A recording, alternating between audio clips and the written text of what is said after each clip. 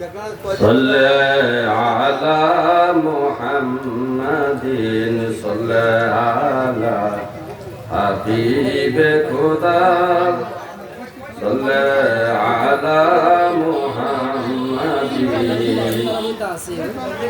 মানব সে ফুটল ফুল নজির বিহীন মানব সে ফুটল ফুল নজির বিহীন ফুলের আসে দেশে দেশে ঘুরে দিনহীন সলে আলা হাবিবে খুদা সলে আলা মুহাম্মাদিন সলে আলা হাবিবে খুদা সলে আলা মুহাম্মাদিন সুবাসিত করলো রে ফুল তুলনা বিহীন সুবাসিত করলো রে ফুল তুলনা বিহীন যাহার অতুল কায়া সায়া বিহীন সলে আলা হাবিবে খুদা صلى على محمد صلى على حبيب خدا صلى على محمد প্রেম বাজারে বাজাও রে মন এশকের বিন প্রেম বাজারে বাজাও রে মন এশকের বিন ধীরে ধীরে নূরে নূরে হইবে একদিন সলে আলা হাবিবে খুদা সলে আলা মুহাম্মাদিন সলে আলা হাবিবে খুদা সলে আলা মুহাম্মাদিন আল্লাহুম্মা সল্লি আলা মাওলানা মুহাম্মদ ওয়া আলা আলি সাইয়্যিদিনা মাওলানা আজরাইলের সুর যখন মুদার সামনে দৌড়িবে সেই নিদানে রাইখেন গো আল্লাহ নবীর দিদার নসিবে আল্লাহুম্মা সাল্লি আলা সাইয়্যিদিনা মাওলানা মুহাম্মদ ওয়া আলা আলি সাইয়্যিদিনা মাওলানা মুহাম্মদ। আমরা যে আলোচনা করতেছিলাম যে আল্লাহ তাআলা আমাদেরকে আমাদের জীবন যাপনের জন্য দুনিয়াবি বিভিন্ন চাওয়া পাওয়ার বিভিন্ন দোয়া আমাদেরকে কোরআন থেকে শিখিয়ে দিয়েছেন। বিভিন্ন আম্বিয়া কেরামের তো তাদেরও চাওয়া পাওয়া ছিল, তারাও তো বিয়ে শাদী করেছেন, তাদেরও ছেলে মেয়ে ছিল, হাট বাজার করেছেন, সংসার ধর্ম করেছেন, গৃহস্থী কাজ করেছেন, ব্যবসা বাণিজ্য করেছেন, অনেক কর্মই করেছেন। তো তাদেরও আমাদের মতো আমাদের যেমন চাওয়া পাওয়া আছে, তাদেরও এরকম কি ছিল, চাওয়া পাওয়া ছিল। এমনই একটি চাওয়া পাওয়া হলো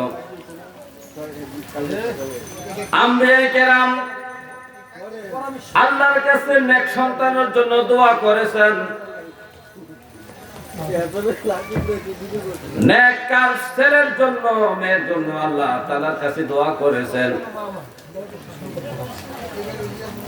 যেমন হযরত ইব্রাহিম আলাইহিস সালাম আল্লাহর কাছে নেক কাজ সন্তানের জন্য দোয়া করেছেন। ইব্রাহিম নবীর একটা মকবুল দোয়া আল্লাহ তাআলা কোরআনে পাকে উল্লেখ করে দিয়েছেন আখির নবীর উম্মতের জন্য। নেককার সন্তান দরকার, বদকার সন্তানের দরকার নাই। বদকার সন্তান মা বাবার কথা শুনবে না, মা বাবার অবাধ্য হবে। নতুন নেককার সন্তান মা বাবার বাধ্য থাকবে, মা বাবা যা বলবে তা মাথা পেতে আমল করার চেষ্টা করবে। আল্লাহর নবী হযরত ইব্রাহিম আলাইহিস সালাম দিন প্রচারের জন্য অনেক কষ্ট করেছেন। ওনার জন্ম থেকে শুরু করে ইন্তেকালের আগ মুহূর্ত পর্যন্ত প্রতি পদে পদে আল্লাহ পরীক্ষা নিয়েছেন। আমরা তো জন্মগ্রহণ করেছি আমাদের ঘরে, কত সাংসর্গত অবস্থায় আমাদের ঘরে আমরা জন্মগ্রহণ করেছি, কিন্তু ইব্রাহিম নবী নাফরমান নমরুদের কারণে ইব্রাহিম নবী গুহার মধ্যে জন্মগ্রহণ করতে হয়েছে। আমরা তো জন্মের পরে মায়ের বুকে ছিলাম, কিন্তু ইব্রাহিম নবী জন্মের পরে গুহার মধ্যে একা একা থাকতেন। এত কষ্ট ইব্রাহিম নবী করেছেন। এই ইব্রাহিম নবী যখন কালেমার দাওয়াত দিলেন নমরুদকে, নমরুদ রাগান্বিত হইয়া ইব্রাহিম আলাইহিস সালামকে আগুনের কুণ্ডুলির মধ্যে ফেলে দিয়েছেন। 40 দিন পর্যন্ত আগুনের কুণ্ডুলিতে উনি ছিলেন। এত কষ্ট করেছেন। সেই ইরাকের থেকে মিশর হয়ে ফিলিস্তিনে উনি চলে আসছেন। দিন প্রচার করতে করতে ওনার বয়স এক সময় বৃদ্ধ অবস্থায় পৌঁছে গিয়েছে। কিন্তু ওনার দুঃখের বিষয় হলো উনি যখন বিবাহ করলেন আম্মা জান সারা আলাইহিন নাসকে, আলাইহিন নাসের বিবাহ বন্ধনের পরে অনেক বছর পর্যন্ত সময় কেটে গেল, ওনার সন্তান হচ্ছে না। ওনার ঘরে ওনার ঔরসে সন্তান আসছে না। আম্মা জান সারা ওনার একজন দাসী হাদিয়া হিসেবে পেয়েছিলেন। মিশরের বাদশা তাকে একটা হাদিয়া দিয়েছিলেন। মিশরের বাদশার মেয়ে আম্মা জান হাজেরাকে হাদিয়া হিসেবে মাসারাকে দিয়েছিলেন। মাসারা মনে মনে ভাবলেন, আজকে বিবাহ হয়েছে অনেক বছর হইল, কিন্তু আমার স্বামীকে আমি একটা সন্তান উপহার দিতে পারলাম না। আমার স্বামীও 90 বছর হয়ে গেল, আমারও প্রায় 90 বছর কাছাকাছি হয়ে গেল। এই জন্য আম্মা জান সারা নিজের হাদিয়া পাওয়া দাসী আম্মা জান সারাকে হাজেরাকে ইব্রাহিম নবীর সাথে বিবাহ বন্ধনে আবদ্ধ করাই দিলেন। বিবাহ বন্ধনে আবদ্ধ করাইয়া দেওয়ার পরে আল্লাহ তাআলার কাছে হযরত ইব্রাহিম আলাইহিস সালাম হাত তুলে মুনাজাত করতেন। নামাজ পড়ে পড়ে আল্লাহকে সাজদা করে করে আল্লাহর কাছে দোয়া করতেন, রব্বি হাবলি মিনাস সলিহিন, রব্বি হাবলি মিনাস সলিহিন। ইব্রাহিম নবী সব সময় মুনাজাত করে আল্লাহর কাছে কান্নাকাটি করতেন, রব্বি হাবলি মিনাস সলিহিন, হে আমার প্রতিপালক আমাকে একটা নেককার এবং সৎ কর্মপরায়ণ একটা ছেলে দান করেন, সন্তান দান করেন। এই দোয়াটা হযরত ইব্রাহিম নবী করতেন, রব্বি হাবলি মিনাস সলিহিন। আল্লাহ তাকে কেমন নেককার সন্তান দিয়েছেন, তার দোয়া কেমন ভাবে আল্লাহ কবুল করেছেন দেখেন। আম্মা জান হাজেরার ঘরে আল্লাহ তাআলা একটা নেককার সন্তান দিলেন। সেই সন্তানের নাম হলো ইসমাইল। নাম কি? ইসমাইল আলাইহিস সালাম। কেমন সন্তান! জন্মের পরে আম্মা জান সারা তার স্বামীর সাথে পরামর্শ করলেন, ঝগড়া লেগে গেলেন যে আমার ঘরে সন্তান হলো না, আমার দাসীর ঘরে সন্তান হলো। আমার দাসীর সন্তানকে দেখলে, আমার দাসীকে দেখলে আমার মন খারাপ লাগে, কেন আমার ঘরে সন্তান হলো না? আমারও তো মনে চায় এমন একটা সন্তান কোলে নিয়ে আদর করতে। স্বামী গো, আপনি যদি আমাকে খুশি করতে চান, আপনি মেহেরবানি করে দয়া করে হাজেরাকে এবং তার সন্তানকে অন্য জায়গায় দিয়ে আসেন। অন্য জায়গায়? আমি যে ফিলিস্তিন আছি, এই ফিলিস্তিন থেকে অনেক দূরে তাকে দিয়ে আসেন। এখন শেষ পর্যন্ত আম্মা জান সারার মন রক্ষা করার জন্য মা হাজারা এবং তার সন্তানকে ইব্রাহিম আলাইহিস সালাম মক্কা নগরীতে নিয়ে আসলেন। মরুভূমি, শুধু মরুভূমি, যেখানে বাড়িঘর নাই, মানুষ নাই, গাছপালাও নাই। এই কাবা শরীফ, বর্তমানে যে কাবা শরীফ আছে, কাবা শরীফের পাশে একটা গাছ ছিল। এই গাছের নিচে তাদেরকে রেখে রওনা দিয়েছেন। আর এই সন্তানটা এবং তার মায়ের জন্য কিছু খেজুর এবং পানীয় জিনিস দিয়া গেছেন। উনি আবার ফিলিস্তিন চলে গিয়েছেন। ফিলিস্তিন যাইয়া স্বপ্নে দেখলেন, আল্লাহ বলতেছে, ইব্রাহিম, ওই যে তোমার আদরের সন্তান 10 বছর হয়েছে, যে ইসমাইল, তোমার খুব প্রিয় সন্তান, আদরের সন্তান, এই 9-10 বছরের সন্তানটাকে আমার রাস্তায় আমার নামে কুরবানি করে দাও। ইব্রাহিম আলাইহিস সালাম ফিলিস্তিন থেকে মক্কা শরীফে আসলেন। আয়েশা তার শিশু সন্তান ইসমাইলকে বলতেছেন, বাবা, আমি কিছুদিন আগে স্বপ্নে দেখলাম তোমাকে আমি জব করতেছি আল্লাহর নামে, ছুরি দিয়া তোমার গলায় আমি জব করতেছি আল্লাহর নামে। এখন তুমি কি বলো? কারণ নবীদের স্বপ্ন ওহী। এই ইসমাইল আলাইহিস সালাম কেমন নেককার ছিলেন, কেমন বাধ্যগত মা বাবার সন্তান ছিলেন দেখেন। এই শিশু সন্তান বলে, আব্বা জান, আপনি যদি সত্যি আপনি স্বপ্নে দেখে থাকেন আমাকে জব করতেছেন, কুরবানি করতেছেন আল্লাহর রাস্তায়, তাহলে আপনি তাড়াতাড়ি করে আল্লাহর হুকুম পালন করুন। আর আমরা ছেলেরা যদি কথা বলি, কথা আপা আপনি বন, আমি আইতেছি বাজার থেকে, কি বলেন? এরবার খুঁজে পাওয়া যাবো তারে। ওই যে ইব্রাহিম নবী তো কসম, রব্বি হাবলি মিনাস সলিহিন, এই দোয়াটা আল্লাহর কাছে এত পছন্দনীয় হয়েছে, এত মহব্বত লাগছে আল্লাহর কাছে। এই দোয়াটা আল্লাহ কবুল করেছেন। শুধু কবুল করেন নাই, আল্লাহ তাআলা তাকে একটা নেককার সন্তান দিয়েছেন, যে সন্তানের নাম হলো ইসমাইল। হে আমার ভাইও, আজকে আমরা যদি আমাদের সন্তানদেরকে নেককার বানাতে চাই,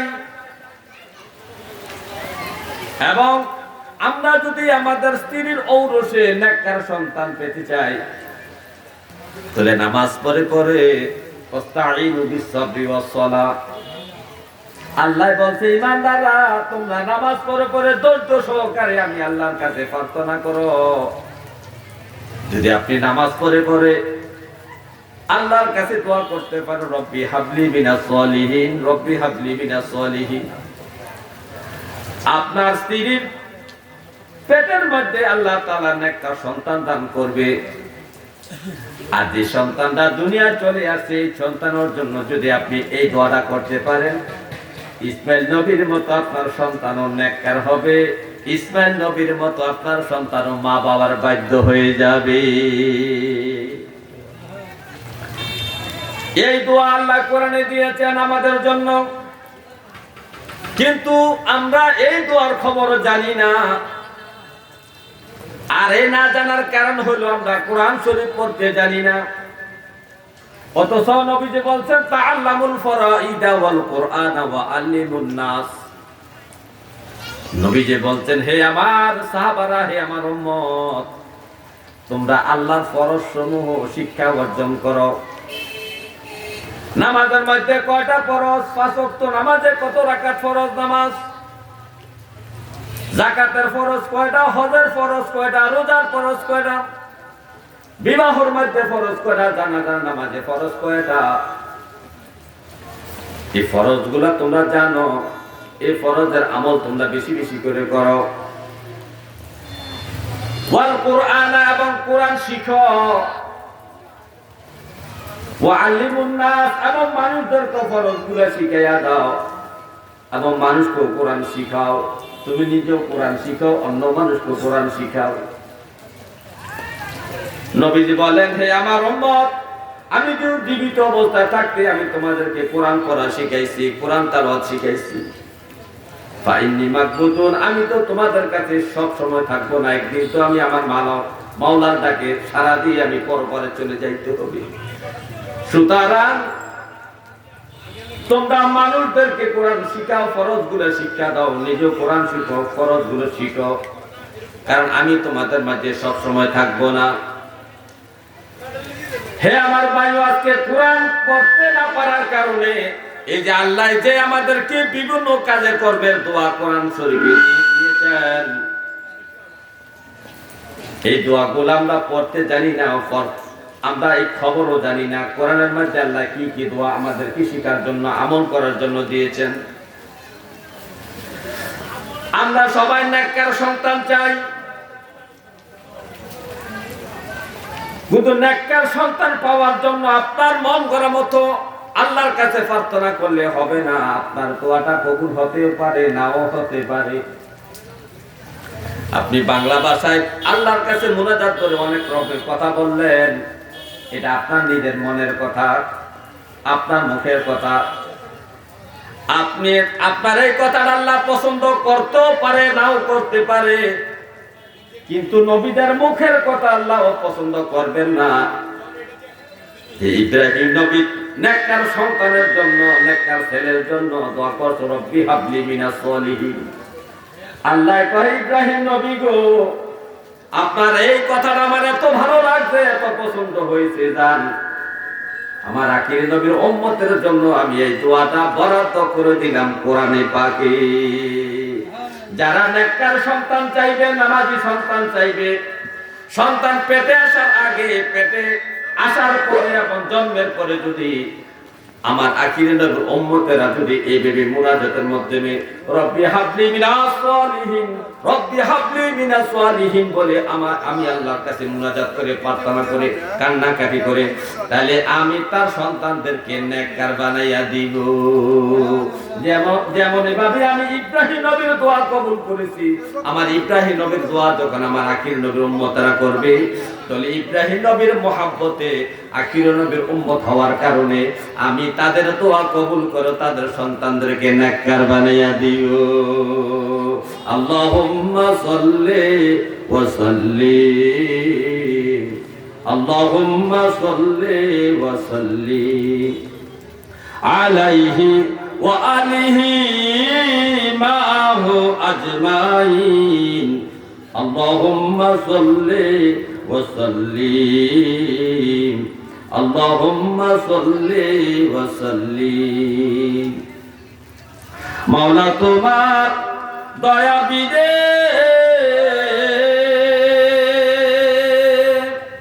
কার সাধ্য আছে তোমায় সাধনে, মাওলা তোমার দয়া বিনে কার সাধ্য আছে তোমায় সাধনে, দাবি মোদের তোমার বন্ধু রাহমাতাল লিল আলামিন, আল্লাহুম্মা সাল্লি ওয়া সাল্লিম, আল্লাহুম্মা সাল্লি ওয়া সাল্লিম আলাইহি ওয়া আলিহি ওয়া মা'হু আজমাইন, আল্লাহুম্মা সাল্লি ওয়া সাল্লিম, আল্লাহুম্মা সাল্লি ওয়া সাল্লিম। কি করিলে বব বাজারে তোমার হিসাব চলছে মনের ঘরে, যোগ বিয়োগ করোনারে মন, যোগ বিয়োগ করোনারে মন, থাকতে সে বাজারের দিন।